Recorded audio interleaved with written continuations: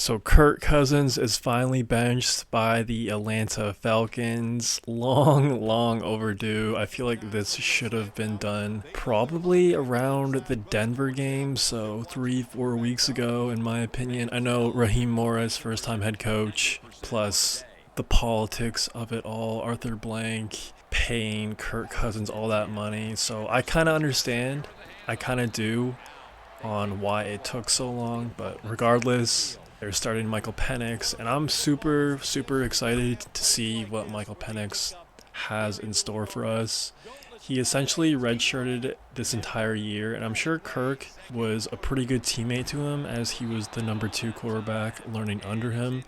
So I feel like he definitely absorbed a lot throughout the year, probably learned a lot from Kirk, hopefully. And yeah, man, with all the success the other rookie QBs have had this year with Penix, Jaden, Caleb in certain spots, Drake May as well, I'm really excited to see what in show for us.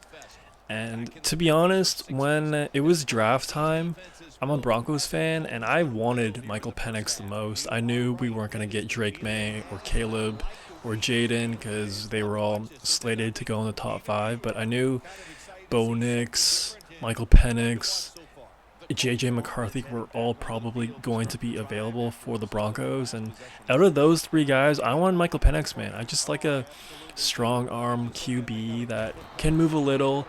Definitely has an extensive injury history in college. Definitely one of his red flags going forward, but we'll see what happens with his health. And it's always fun to see a lefty throw. Not too many left in the league, so it's always a treat, at least for me, visually. So it will be a home game, and they are playing the New York Giants. So not a bad spot for him to get his first start. Not bad at all. I also wouldn't have minded him starting a week ago against the Raiders. Again, not a very good team. Like, the fact that the Falcons barely won that game is just so embarrassing, and what a gross performance that was. And yeah, man. Let me know if you're excited to see Michael Penix play. Do you have high hopes? Do you think he's going to flop? Let me know. And the Falcons are still in it. They're still in the NFC South race. They're still competing with the Bucs. They own the tiebreaker as of right now, so they're still in a position to make the playoffs. So we'll see if Michael Penix can be the hero of Atlanta in his first season, or if he's kind of gonna have some rookie struggles. Definitely gonna be tuning in to watch this one a lot.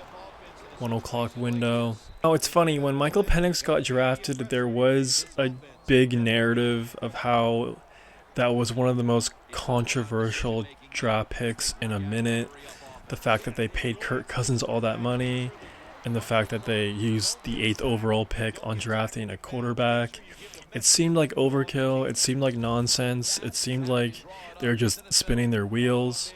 All of a sudden, if Michael Penix looks pretty good, and even if he doesn't, I don't know if Kirk is the future, and I don't know how healthy he is, or if that's just the bar he's going to play at for the rest of his career, because having a serious Achilles injury like that late in your career, it changes you forever. Achilles, really serious stuff, man. Really serious stuff. So who knows, maybe Kirk Cousins was 100% healthy this year, and that's just who he is going forward. I wouldn't be surprised by that at all. But regardless, I don't think the narrative of the Falcons drafting Michael Penix is a very controversial draft pick anymore.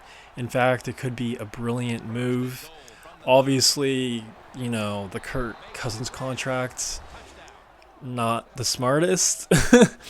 But I really have a theory that a lot of other people kind of have the same theory, and they've talked about it a lot. And I just think it makes a lot of sense. I feel like the Falcons signed Kirk Cousins to all that money. They saw him work out prior to that injury, but it's really until he got into the facilities and they see him every day that, okay, this dude is not the same player he once was pre-Achilles injury, because I don't know if any of you remember, but pre-Achilles injury, Kirk Cousins last year, he was in the MVP conversation. That's how good he was playing. That's how good he looked. And it's kind of a crazy downfall, but it is what it is. He's had a pretty long career. Didn't he get drafted the same year as RG3, so 2012?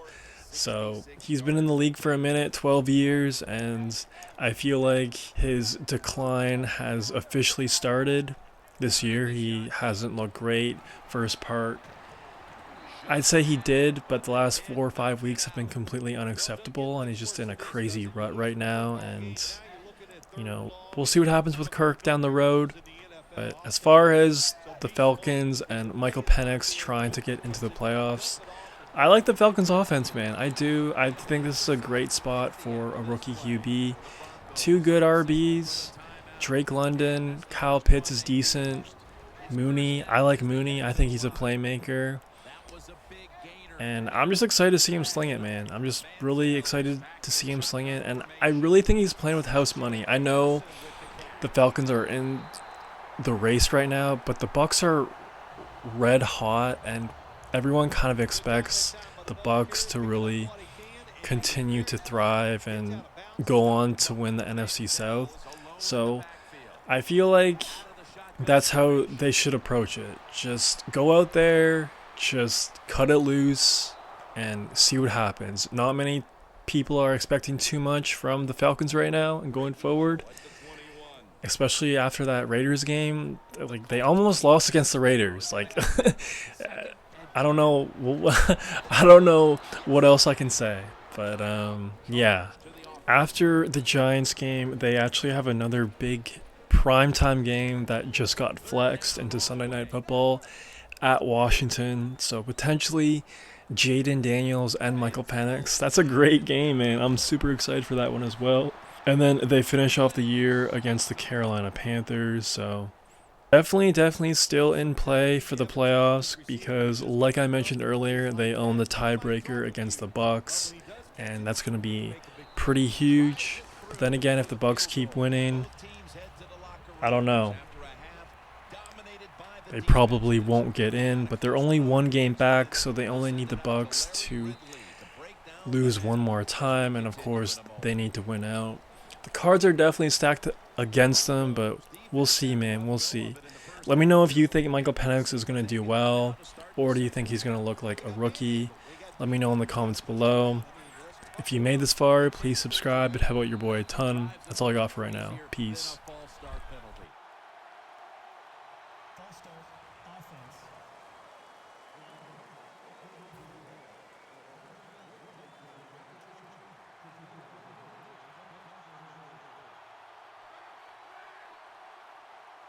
And now here's the first snap of the second half. Looking at every option. Luck connects with Hilton. Hilton's tackled down at the 43. Good job by the offense picking up a first down there. They've been terrific.